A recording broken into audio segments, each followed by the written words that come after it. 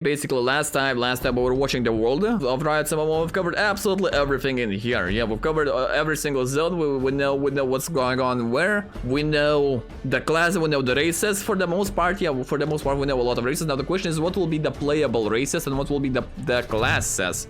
So this is what this video is all about. So, you know, it is what it is. Let's go. Well, hello. I'm back. Welcome. Last time we had a look at the world of Riot's MMO, and Yes, we sir. talked about how the overall world design has been done for a few years now. If you have no idea what League's universe is about, I would recommend watching that one first. We're familiar. But now that we learned about the basics, we can dive into the other big MMO topic. Yes. The playable races and classes. Yes, sir. When it comes to the races, just like the world, they are pretty much done. Yep. Over the years, the lore fleshed out the races of Runeterra. And now they each have their own unique story. That's the front of it. Yeah, that's the front of it. Because in the last time we were checking the world, we saw that Riot has the potential to make the world even bigger. They can go to the left, you know. They can go to the left. They can cover the new area, new maps in the left. So basically, we can get potential new races and new classes from the new maps, you know, with the DLC that's coming in maybe 20 years. Yeah. So basically, my kids will be playing new races in this MMO. So for now, let's see what we have in here. In fact, at this point, it feels like we know Riot will not make up a brand new race. Of course, they could always theoretically do it. Yes. But I seriously doubt they would. In 20 years, because brother. that would be like forcing a new race into the world of Lord of the Rings. It would feel off among all the already established rules. I strongly doubt you wanna put a bunny person next to Aragorn. What's wrong with the bunny person, brother? What's wrong with the fucking bunny person? Bunny person amazing, no? With that said, don't worry, because the lore will allow Riot to make up new races and make them feel natural. Good. I'll show you their clever system in just a moment. But for now, just know that yes, we already know the races of... I covered this last time, I'm covering this time. Yeah, that's Shifu on Nimbus Cloud. Yeah, that's my champ. That is my champ. This world. So the question is not going to be what races Riot is going to make up. The question is going to be, from the races that already exist, which ones will be playable? Yeah, that's a good question. And perhaps more importantly, how will they be playable? Also a good question. You see, a few years back, I released a similar video where we talked about the classes and the races together with TB Skyen. And today, I would not recommend you watch that video. Back then, I was still clinging onto the idea that faction-based MMOs were a good idea. It worked for WoW, and it worked for my guilty pleasure, WildStar. It did work. Yeah, for WoW it did work, but we're talking about that the fact that at the time WoW was taking literally the majority of the MMO market. WoW was the number one, the big game everyone knew about, everyone was playing. Of course there were different games, but the perfect example, number one was WoW, and WoW, well, we're still in the queue. Yeah, we're still in the queue. We cannot see shit in here. Yeah, but basically in WoW we had factions. We had different factions, and in WoW, those factions are different because of the story. We have the good guys, we have the bad guys. That's grossly oversimplified, but that's the idea in here. Unfortunately, what I didn't know is that merely a year later, the idea of faction-based MMOs would crumble to dust. Yep. That's because factions have a massive flaw. Besides the fact that PvP is almost guaranteed to be one-sided. I mean, who would want to play for the losing side? Especially if there is no compensation. Classic WoW is a perfect proof of that. Yeah, for those of you who don't know, that's what we're looking at. These red and blue colors are the members of faction. It should be 50-50, brother, yeah? The idea is that servers are 50-50. You have the 50% good guys, you have 50% bad guys, so we have a bit of interaction. But let's just say that's not how it works for the most part. Sometimes, you know, you're just getting stomped so fucking hard that you rage quit the server and you go to the next server. So this is why you see that, for example, this server is full of one faction and this server is literally full of the other faction. So, you know, it is what it is. WoW is a perfect proof of that. Yep. Not to mention New World. But also, if you split everyone into two sides, you are splitting up your player base. And that is almost never a good idea. Sure, let's say for example, me and my boys want to play a game. I want to play the human, he wants to play an orc. And if we're enemies, you know, it's kind of sad. I want to level up, I want to quest with my boy, you know, I want to have fun. Simply don't want to prevent people from playing together. The reason why in the past it worked for WoW is because Blizzard heavily played into the faction pride. People were proud to fight for the Horde or the Alliance. But even back then, it really wasn't perfect. True. And then people started min-maxing the game and they realized that factions didn't matter.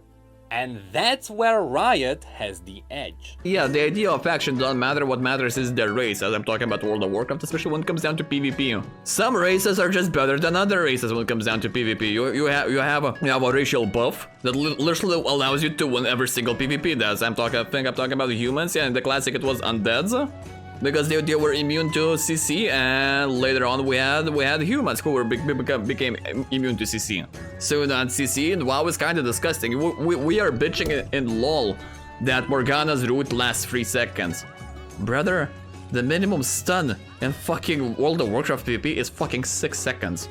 Around 6 second minimum stun, so you know it is what it is. You may know that League of Legends has a lot of different regions, True. where they all act independently and they all have unique relationships with their neighbors.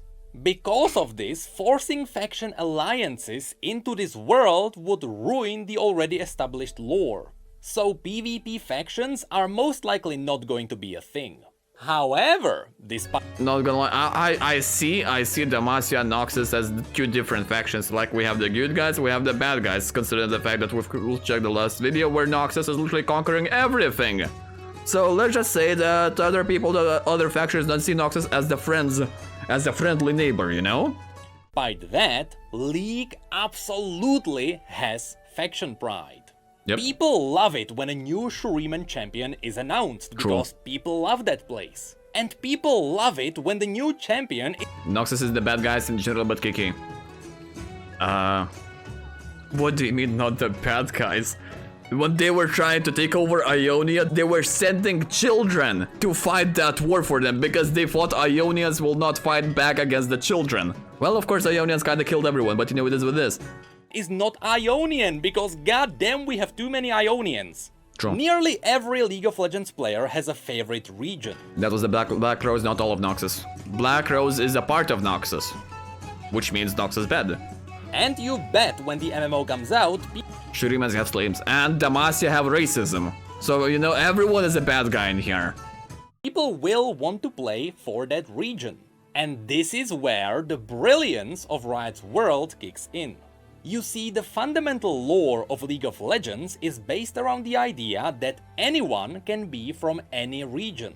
After an event the story refers to as the Westward Migration, Jesus. races mixed up all around the world. So it's not like there is a furry region where you can only see furries. Basically, those of you who played The Witcher or watched the series, basically the same event happened in The Witcher. The collapse of the spheres, I think it's called? The collision of spheres, where basically everyone got teleported everywhere and everyone is everywhere, you know? There are definitely regions where you can see more furries, but this world doesn't have exclusives. This means that when you're picking up what you want to play, besides just picking a race and a class combination, I strongly suggest Riot also allows people to pick their origin, with the origin being the starting region. Without a system like this, you would force all human champions to be, for example, Noxian. And that is simply not how this world works.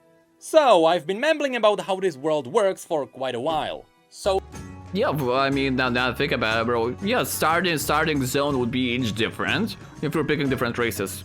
Kinda makes sense, unless you want to play with the homies and you're playing as a Noxian and your boy's playing as a Shuriman, you know? And then let's say the first 10 levels, I'm taking an example from World of Warcraft.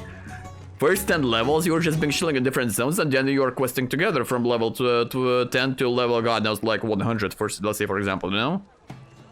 But yeah, in the beginning, different starting zones, yeah, why not?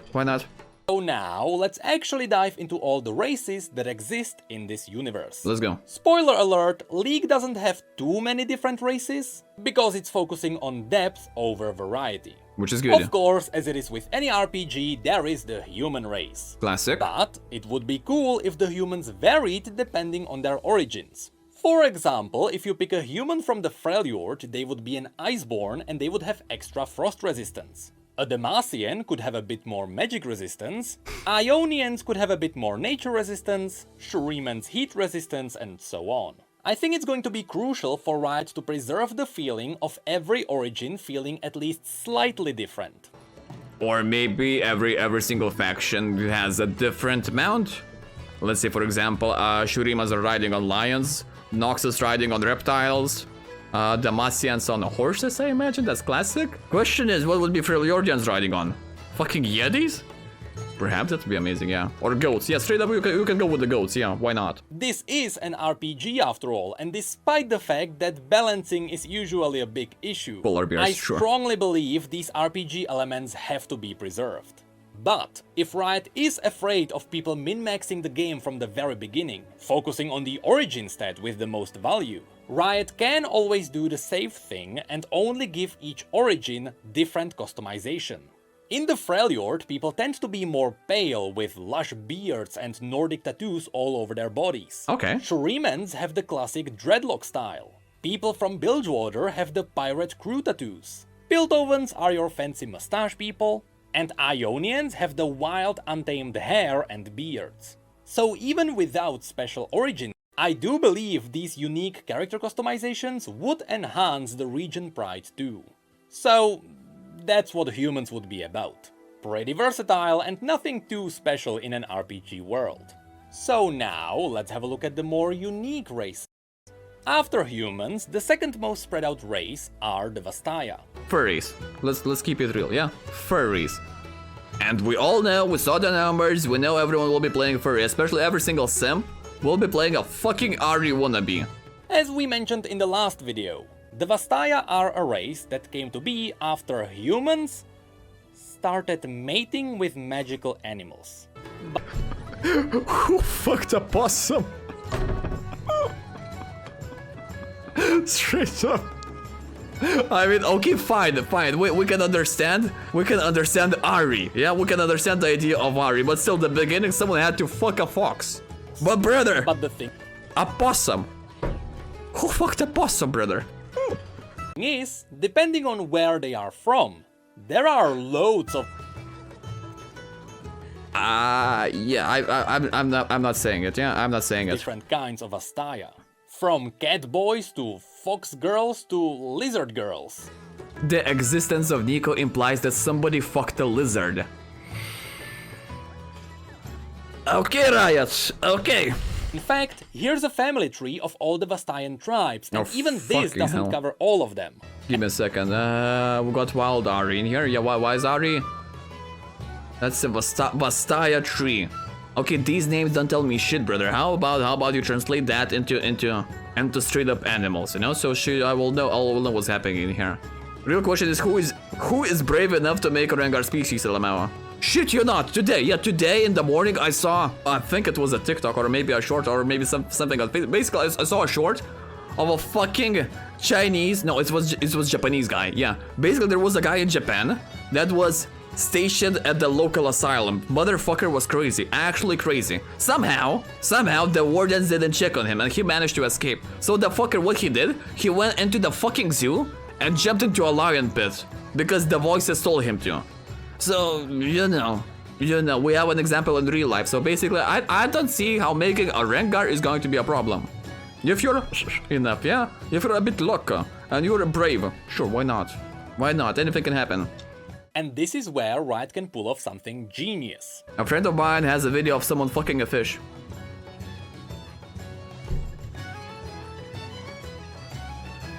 That's how Nami and Fizz were made, yeah? Yeah.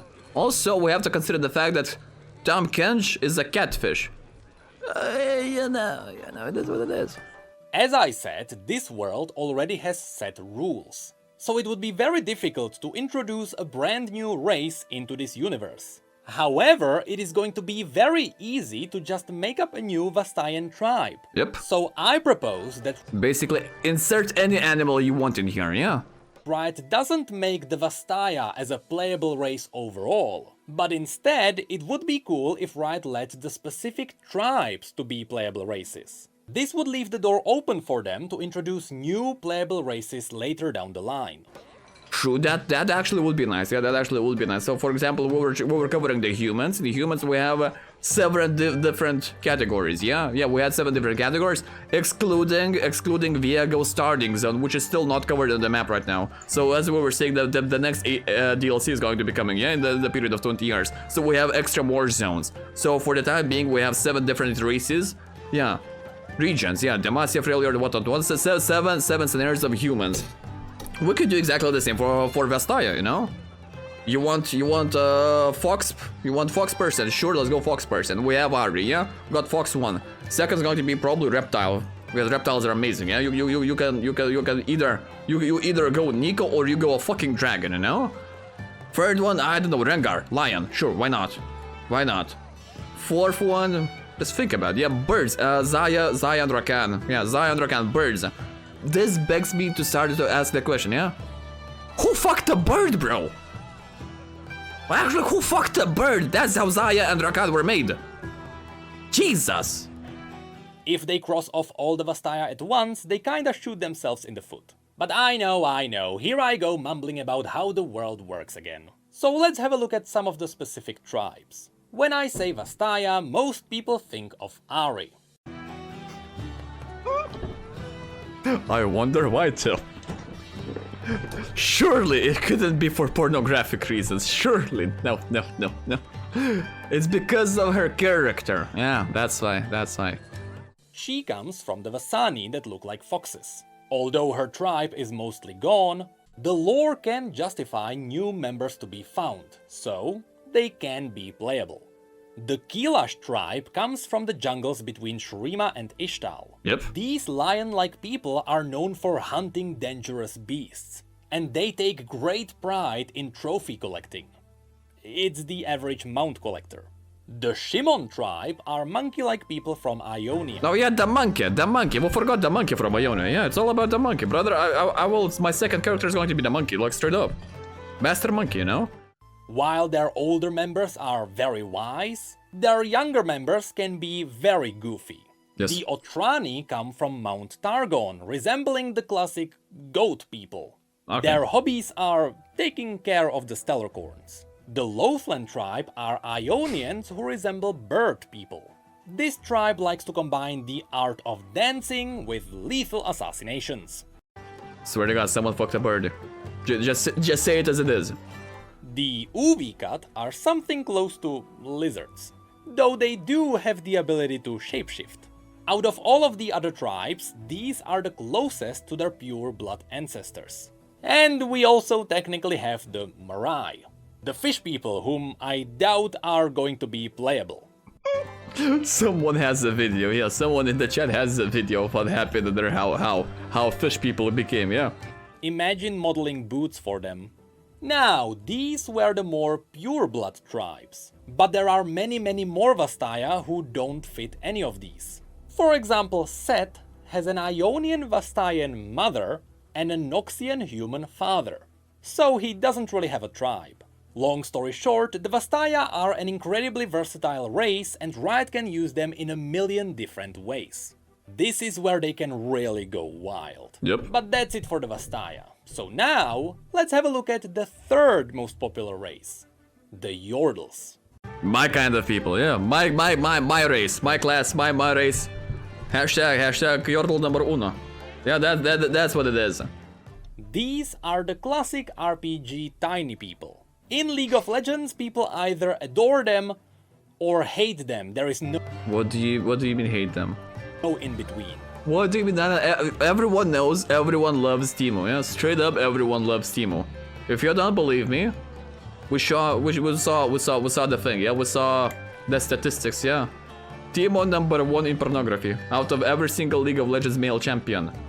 So yeah, you cannot say we hate Teemo, we love Teemo, yeah? Everyone loves Teemo. It's just facts, brother, it's just facts. Kinda like those guys. But not those guys, everyone So who fucked a squirrel? Asking the big questions. hates them. There is no doubt in my mind that Yordles will be playable, even though they have an interesting catch. You see, unlike all the other races on Runeterra, Yordles are small. immortal. What? They are essentially modes of magic. No shot. You see, unlike all the other races on Runeterra, Yordles are immortal. They are Brother, tell that to my 020 Timo from the last game. That fucker was not immortal. He was literally the opposite of immortal, yeah? Basically, we have lore accurate Timo, and then we have my lore accurate Timo, yeah? Fucking hell, brother, what do you mean immortal? Bullshit. They can't be killed. Yeah, we saw that, brother, we saw that. They are essentially modes of magic that come from a hidden magical realm known as Bandle City. And because they are made of magical essence, when they die, we don't really know what happens, but we assume They can't be killed, they don't die on their own though. Well, my Timo was dying on his own, brother. My Timo was dying on his own. they return to the Bandle City and there they respawn. With that said, the lore suggests that maybe Yordles can die, but they just can't die of old age. But let's ignore that, that's a massive rabbit hole. So, Yep. you know, when it comes to gameplay, This is the lore accurate Timo, brother. That's the picture of a lore accurate Timo. My Timo in the last game, yeah, was nothing like this guy. at least corpse running is going to make sense for them. Nah, Timo is on the cliff. That's Nico. That is Nico. Yeah, this is Nico. If you think that's Timo, no, that's Nico. This is the Timo, yeah. That's a fed Timo. Now, because Yordles are immortal, in most cases they are always happy and cheerful. Even their home realm is very colorful because of that. Oh god. But then there is also Vex, a Yordle champion who has recently been added into League of Legends, who gives Yordles an interesting perspective. You see, unlike all the other Yordles, Vex hates living. Hashtag relatable. She hates the bright colors and the cheerfulness. You know, it's the average League player, so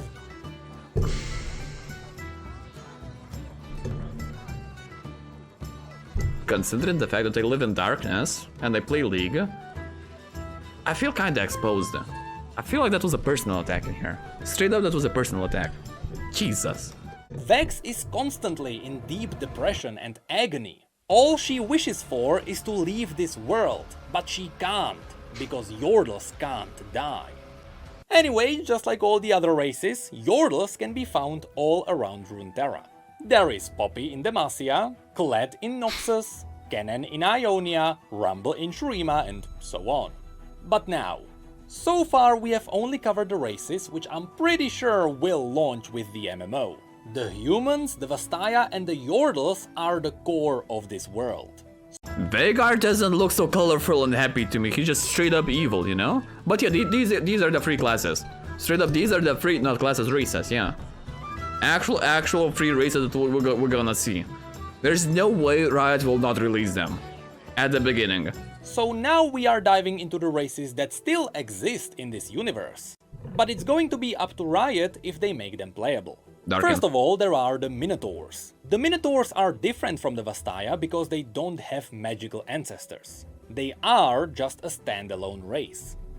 No magic ancestors, yeah, so we all know what happened in there, yeah, we've covered how Rengar was made, so, you know, it is what it is, yeah, it is what it is. Originally, the Minotaurs controlled the mountains south of Noxus. No more, what do you mean no more? Ancient Greece, brother, look at the mythology of ancient Greece. With King Minos, yeah, King Minos and his wife, and then upsetting an evil god, yeah, I think it was Zeus. Ancient my ass. King Minos' wife's ass is kinda ancient. But you know, it is what it is. But because Noxus is Noxus, soon they absorbed the Minotaurs into their empire. With that said, some Minotaurs fled the tyranny of Noxus and This shit looks like straight up from Kung Fu Panda 3, no? they joined the other regions. A great example is Kryl, the Minotaur fighting in the elite armies of Demacia. And yes, the Minotaurs also have the stereotypical sexy female version in this universe. I can see the reasoning behind it, you know. I can understand what happened with the Minotaurs, you know. It is what it is. It is what it is. I'm not saying I agree with the first person who did it. Yeah, I'm just saying I understand. That's all I'm saying. Yeah. So they can easily be turned into a playable race. I'm talking Next, about, yeah. in Bilgewater, there is an incredible amount of weird fishy people. We shall not. We shall not. We shall not go into detail. Yeah, we shall not go into detail. We all know what happened. I know what happened there. You know it. Everyone knows it. Yeah. A lot of these could be really cool playable races when Bilgewater gets its expansion. Although modeling helmets for a hammerhead shark is going to be interesting. We also can't forget about the trolls. Previously I showed you the ice trolls, but there are also the sand trolls. What? And here's an interesting fact for League veterans. What? We have never seen a sand troll, but because of Ezreal's adventures, we know they exist. They should be around Icathia, which is where Jax is from, who also has 3 fingers, by the way. So it is extremely likely that the mysterious Jax is a sand troll. Regardless, the majority— Jax is a troll. I mean, I had a couple of Jaxes in my games that were actually trolls, so you know, kinda lore accurate Jax fits, to be honest. Yeah, it kinda fits. Yeah, it kinda fits. Because my Jax was running it down and building fucking death cap. majority of trolls are united under Trundle, the self-proclaimed Troll King, who is fighting in the service of Lysandra, who is a baddie even though she is morally right. So since the majority of the trolls are our enemies, I doubt they will be a playable race. Lastly, let's not forget that this universe also has Yetis. William. Fun fact, before everything got frozen, the Yeti civilization was very advanced. No shot. They even had their own technology based around magic. In fact, Willump, the William, brother, not Willump. Yeti Nunu is riding on, is a hologram from the Yeti technology. But then, as the civilization disappeared, the Yetis went a bit more ferocious. What? So William is not real? Hold on. If I understood this right. Willump, the Yeti Nunu is riding on, is a hologram from the Yeti technology. He's not real. Brother.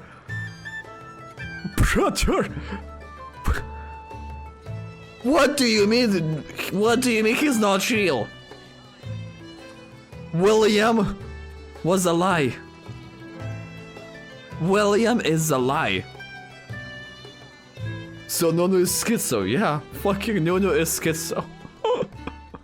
Then, as the civilization disappeared, the Yetis went a bit more ferocious. Okay. So no, they won't be playable either. But that's pretty much it for the races. As I mentioned, there aren't too many different kinds. But that's because Riot is avoiding mimicking other RPGs. That's why there are no dwarves or elves here. Runeterra is simply trying to be unique in every way, and so far, it is working. Now, I also have seen some people asking if Darkin will be playable. We have to consider, that this is an MMO, yeah. If we're looking at an MMO, lore is fucking accurate. Lore is basically everything. It sets up the entire narrative. It sets up the entire environment. And if Darkin are playable, brother, the game is not balanced. Right off the gates, the game is not balanced because my boy Aatrox is literally a fucking god killer. You know the classic quest, yeah? You know the classic MMO meme. Level 1, go kill a crab, yeah? With a stick. Level fucking 60, go kill the fucking ancient god which created the universe. That's Aatrox, yeah? These are Darkins. These are fucking Darkins. They're the fucking god killers, bro. To which I have to say, that's like asking if you can play as a god. The Darkin are a corrupted version of the Ascended God Warriors. True. A single Darkin can annihilate an army of 1,000.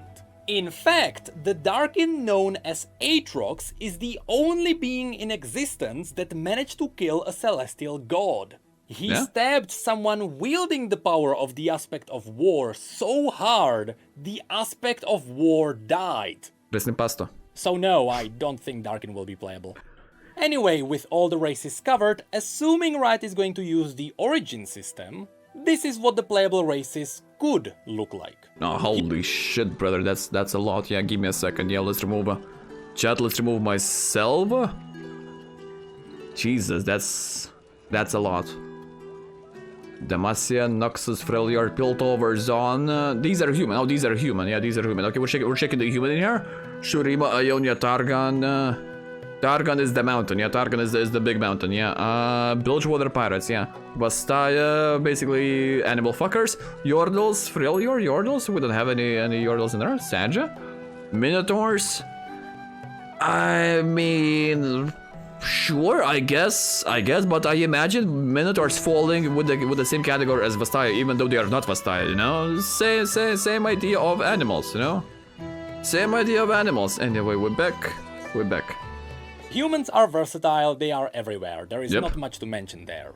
When it comes to the Vastaya, the common tribes can easily appear in Noxus, Piltover and Bilgewater. These are the regions open to everyone. Okay. On the other side, the Vastaya are closely linked to spiritual magic, so you will hardly find one in Demacia Since they're kinda racist, yeah, gotcha. since it is a firmly anti-magic region. And somehow, not many Vastaya were ever mentioned in the Freljord, so Riot doesn't have to force them there. Brother, I can, knowing how Vastaya are being made, I can imagine someone doing it with a portal. I'm just saying, you know? And then we have the portal, half human thing. Anyway. But then we have Shurima, Ionia and Targon.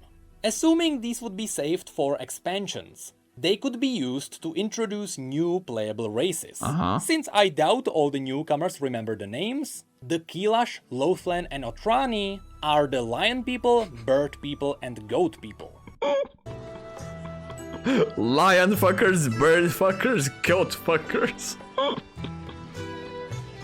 Got them, I see. When it comes to the Yordles, as I mentioned, they can originate from anywhere. But they do avoid the Freljord and Targon because of the harsh climates.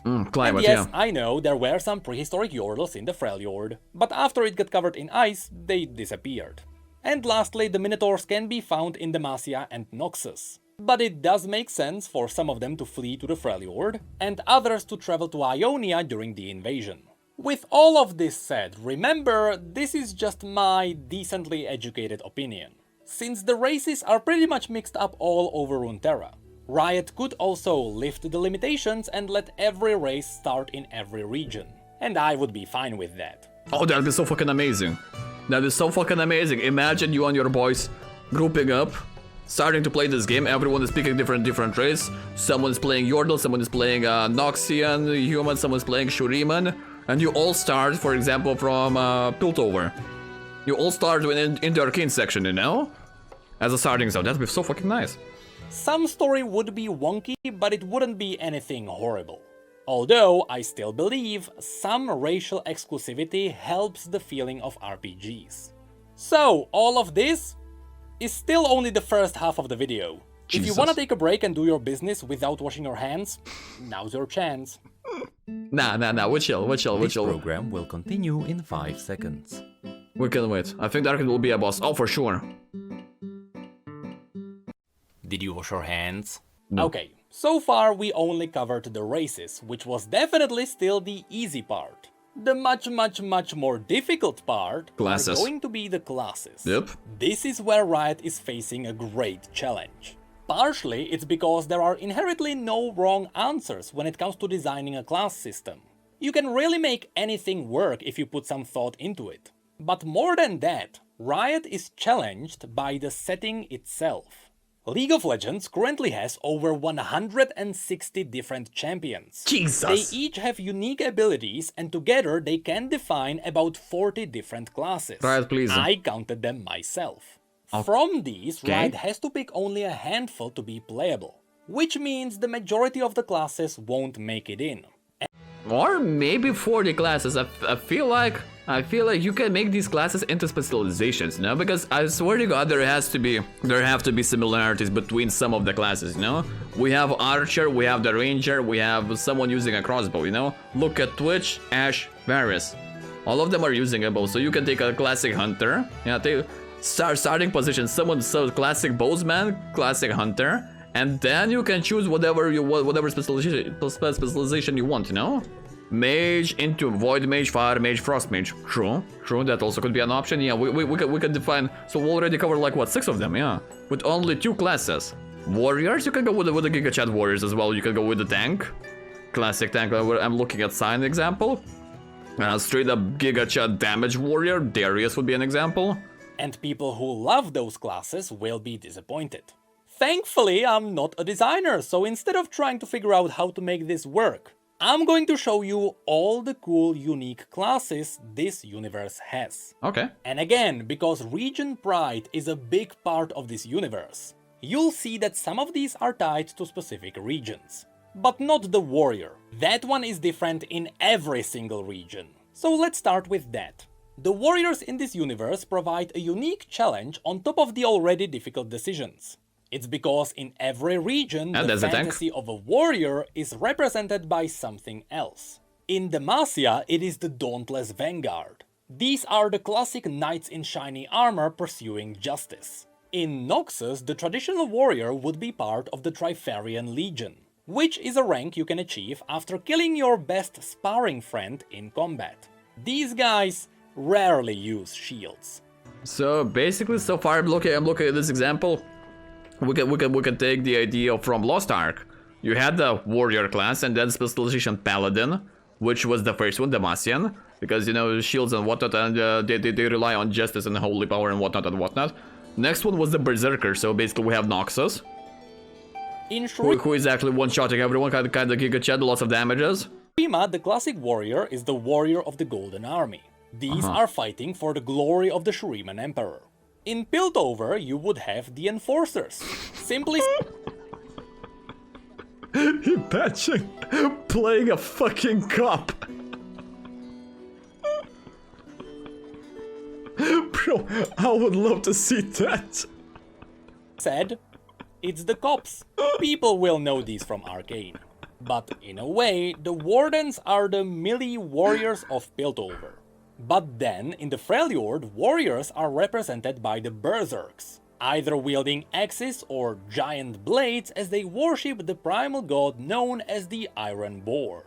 On Targon, we have the Warriors of Rakor, which are somewhat themed after the classic Spartan armies. True. Then, in Ionia, the classic warrior is known as a Blade Master, with samurai-styled swords that have a rich history in this region. Also, there are the Vuju Blade Masters, which are on a totally different level. The Vuju technique is so powerful it was forbidden from using it in combat. No shot. The TLDR version of the story is that when Noxus invaded Ionia, Master Yi obliterated entire Noxian legions on his own. Classic Master Yi. Motherfucker is not only OP in the game, he's OP in the lore as well. Okay then, okay. And meanwhile, Aatrox is getting bullied by fucking Timo in the top side, who is not very lore accurate Aatrox, you know? Fucking hell, Riot, nerf Yi. Before Noxians realized how overpowered he was, and they nuked the town where the Vuju Blade Masters were trained. So now, there is no more Vuju Blade Masters. Fucking base Noxus. You have a problem? Fucking nuke it, no problem. Just normal Blade Masters. And lastly, the common warrior in Bilgewater would be a brawler. You see, I just named 8 different kinds of warriors. How is Riot going to handle this? I don't know. I feel like we can take Blade Masters, the Ionians, we can take Shurimans. And who else? I feel like also we're missing ninjas. Yeah, we're missing ninjas in here. They could be one class, you know, like a Blade Dancer or something like that. I think it was in the lineage, yeah. I think in the lineage we had the Spectral Dancer, we had the Blade Dancer, basically different specializations for the blades. You can play with the blades. Then we have a Giga Chad Berserker tank, you know? Big guys. Straight up big guys, big energy on those guys. They could just make one warrior class and then just have the players play out the fantasy while wearing cool armor sets. Or they could make it so that every origin has a different skin of the class. What? You know, all the abilities would be the same, they would be doing the same numbers, but when a Noxian swings a weapon, there is a bloody trail, and when an Iceborne Berserk swings a weapon, there is a frosty effect. But again, this is for Riot to figure out. Yep. Now I'm just going to show you all the unique and interesting classes from this universe. In Demacia, we have the Mage Seekers. These are the people who hunt down mages. They carry with them a stone disc called the Grey Mark. This is the tool that allows them to absorb magic. So this would be sort of an anti-magic class. There are also a lot of iconic Demacian scouts. Also, Demacia has a lot of stories about theaters and bards. But Demacia also brought spotlight onto the Sentinels. The Sentinels of Light are people dedicated to fighting the undead. Because the undead can't really be killed with normal weapons. They use the relic stones that can be forged into any weapon. Be it a crossbow, a gun, a really big gun, or even a sword. Fun fact, in the lore, the Sentinel guns don't have triggers. What? You have to will it to fire with every fiber of your body. So of course, Lucian canonically fired it with his PP. What? Wait, what? It requires control, said Senna. It requires focus. You need to will it to fire with every fiber of your being. Lucian laughed and turned to Senna. One eyebrow raised. Every fiber of my being. Okay then! I'm just thinking out loud, yeah? I'm just thinking out loud. So in League of Legends, what happens when the Lucian is killing an Annie? Or, yeah, what happens? I'm just trying to understand the thought process. Yeah. If police gets him, you know? It is what it is. PP. Lastly, this will be unknown to even veteran League players. But Demacia put a really cool twist onto the Paladin class. What? You see, in League of Legends, when you play as Garen, his ultimate is to smite his enemies with a giant holy blade. Yes. This made people wonder, is Garen a mage? In Demacia? Because his sister is. So that technically makes sense. His sister is a mage. So he should be a mage as well, no? Actually, no. In Fake the news. lore, Garen has never done anything even similar to this. And that's because there is something even cooler happening. No shot. Most people in Demacia pray to the aspect of justice, which they call the Winged Protector. That's why Demacia has a lot of angelic statues. Coincidentally, the aspect of justice can also be found in League. Its scale. Wait, so the entire nation of Demacia are simps? Brother, everyone is simping for kill in Demacia. Fuck Demacia, bro. Hey, simps be racist. Interesting. So what's happening is that when Garen is casting his ultimate, it is not him magically creating a holy blade in the sky. It is actually the aspect of justice answering his call. So even though this universe doesn't really have a paladin class, which would be casting holy spells, Okay. this would be a really cool alternative. People who worship the aspect of justice and let her answer their calls. Pretty cool, but now let's move on to Noxus. Yes, sir. Noxians are one of the only regions who harvest black powder, so they also have their own mercenaries with functional guns. In Noxus you can also find a lot of demonic cultists, so I would expect a warlock or a demon summoner, and they also have a few renowned assassin guilds. And the most unique of them all, Noxus also has a circle of hemomancers. What? People who follow Vladimir, Oh, a okay. lord who used to be a hostage to the Darkin, and who eventually learned how to use their blood magic. So these people use the very same blood magic that shaped the Darkin. You know, that would be kinda badass. We covered Void Mage, Frost Mage, Fire Mage, and the Blood Mage. There we go. For 4 specializations, you know? No mana. So, the followers of the Vlad, if you're playing a mage and you decide to follow the Vlad's path, you would be having no mana. You'd be using your own HP as Dr. Mundo, you know? As Dr. Mundo, your abilities would cost you your mana, not mana your HP, you know? That'd be a unique concept. Of course, they would suck ass in PvP. Yeah, they would actually suck ass in PvP because, bro, you're trying to cast a spell and you're removing half of your HP for one ability. Yeah, there will be a bit of that. Good luck balancing that, but you know, it would be fucking nice. Then in Shurima, we may find arcane mages. What? These people follow Zerath, the most powerful mage on Runeterra, whose body has been reduced to nothing but arcane energy. I would honestly love to see this class in-game, because I love the idea of having an Archon form on cooldown. Oh, that'd be Shurima nice. also has some prophets who can open up tiny portals into the void and summon tiny void creatures. So yeah, a Void Mage, so Arcane Mage, that would be number 5. Yeah, Arcane Mage would be number 5. So we have 5 different specializations of the mages. Not bad. It would be sort of like Warlock in WoW. You know, use the power of the enemy against themselves. Then there are the Sand Shifters, people who can use the sand to create sand mirror images. And we can't forget about the Chronomancers, people who use time magic in a lot of creative, interesting ways. Then in Piltover, riding off of the success of Arcane, people will want to play as a Warden, No, which of is course. a more elite version of the Enforcers. These would be equipped with sniper rifles and stun grenades.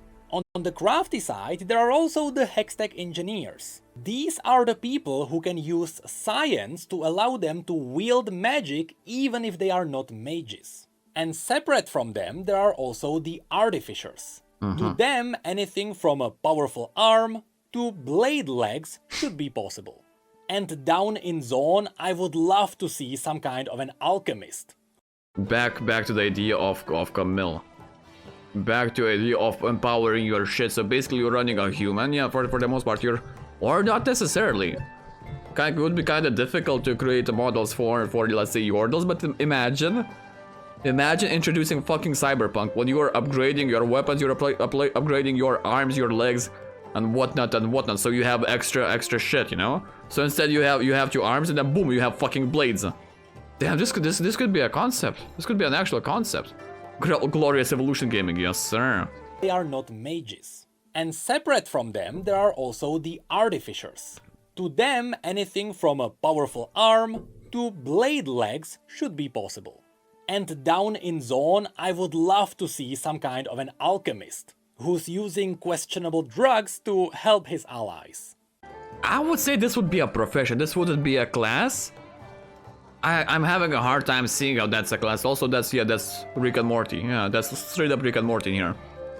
I wouldn't say that would be a class, I would say that would be more of a profession. Next Not we as a go class to though. the Freljord. Here we can find the Draklorn Inquisitors, which are Lyssandra's followers with abilities themed around true ice. Essentially, these would be frost battle mages. But perhaps the most iconic for the Freljord would be the Shamans. These worship the animalistic primal gods of the Freljord. Yeah, basic Udyr. Straight up look at the example of basic Udyr. You take a class, you call it a fucking shaman, yeah? And then you're going down to the road of specializations. You can be a phoenix one, you can be a tiger one, you can be... Well, but no, if we're going with the lore accurate, then you're going to be a boar, Volibear, Ornn. Like straight up, Ornn profession will be a fucking tank. Like yeah, you can play a shaman, you can create a shaman who's worshipping Ornn, and you're tanky as fuck, brother. And last one was the last one, Anivia, yeah, Cryo Phoenix. So a bit of damages, you know, a bit of damages everywhere. And all their abilities mimic the primal gods. Yep. Be it a bear, a fox, a mammoth, or a boar. What? But that's not what they said. Well, where did he? But he knows the lore. Yeah, maybe he knows better. Then on Targon, we would find a lot of people with celestial powers. You know, calling down stars and such. But there are also the Solari, who use the power of the sun to enhance their attacks. They also wear massive plated armor, so this would be the tank class. Or the Makes sense. Lunari, who use the power of the moon to stay in the shadows. This. Now think about it, you know what would be also badass at OP? If these classes actually make it to the game, and in the game we have a day and night moments, you know? So during the day, you as a Solari are getting a buff, you know, praise the sun +5 stamina, for example. During the moon, as a Lunari, you're getting +5, I don't know, strength, agility, whatever. Shit, that would be fun. Would be more of an assassin class. Besides these, there are also a lot of star callers around, and even draconic worshippers. Okay. Then in Ionia, besides the Vuju Blade Masters, which would be far too overpowered, some people choose to fight without a blade. These would be the monks of Hirana. They channel the power of Ionian dragons to empower their limbs. And don't worry, they are a bit different from the traditional monks. They are far more badass. Think less Bruce Lee and more Dragon Ball. But of course, Ionia is also home to the Kinku ninjas. Yep. Their goal is to maintain balance in Ionia. This means that when a spirit starts killing people, the ninjas go out and deal with the spirit. And when people start terrorizing the spirits, the ninjas go out and deal with the people. Most of these are your classic ninjas empowered with spiritual magic. But some are using the forbidden shadow technique. And while they surely look evil, just like anything in League of Legends, it's not really one-sided. These ninjas are simply using questionable techniques to protect their homeland. And honestly, the Shadow Ninjas are so iconic for Ionia, I really do believe they will be playable. Yep. Then we get to Bilgewater. Pirates. Besides all the things that you could do with pirates and monster hunters, the most iconic class of this place are the Priests of Buru. The Buru worship the god of motion called Nagakeboros. While they are priests, they fight with full physical strength, while borrowing power from the god to empower themselves. Usually this means the god spawns tentacles to smack the enemies around, but they also have healing powers. See, the thing is, I do hope they will not add this to the game, yeah? I really hope they will not add this to the game. Because let's just say there's a tendency in MMO RPG games to have a section for role-playing. I have in my mind already an Ahri player and I already have tentacles, so you know the rest. You know the rest, so hopefully we will avoid tentacles, yeah? So that would be a really cool support class. In Riot's RPG called Ruined King, you can play as Illaoi, the High Priestess of Nagakeboros. And there you can see all the attacks she can pull off. And this takes us to the last place, Ishtal, which will most likely be saved for an expansion. As I mentioned in the last video, Ishtal specializes in only one thing. Grass. Elemental magic. Close So enough. if elemental mages become a class, and they should, even in League elemental dragons are a core mechanic, they would come from Ishtal. But that's it for all the unique classes this universe has to offer. Funnily enough, when I was drafting all these classes, I realized a lot of them fall under specific categories. So going with the skin idea for all the classes wouldn't be too unreasonable. But developing so many artistic variations of the classes would be taxing. So overall, I believe Riot should not care about disappointing some players for not including their favorite class. With so many options, it's going to happen anyway. Instead, pick a couple of classes that simply make sense for you. You know. And that resemble the majority of the things, yeah, then go into specializations, yeah, that actually makes sense. Create a warrior, create a mage, create a priest, a healer, you know? A Blade Master here, an Arcane Mage there, Yeah. and just have fun. Having fun during development usually translates into great experiences. And I hope I'm not pressuring anyone by stirring up hype. If anything, I'm just happy that people find these videos interesting. And all I'm doing is presenting information that Riot released over the past 10 years. I mean, I know the video is interesting because Asmon only paused 3 times and he said, That's fucking cool. and, I like it a lot. and, What the fuck? This is actually really cool. I didn't know any of this. that to me marks a big success. That's marketing 101, yeah, that's marketing 101. Yeah, it is success, brother. Next time we are going to talk about all the already established raid bosses of this universe. I'll need to see that. Which is a very personal topic for me. You know, I am a father, my son is 2 years old. So by the time this MMO comes out, he's going to be just the right age to heal my raids.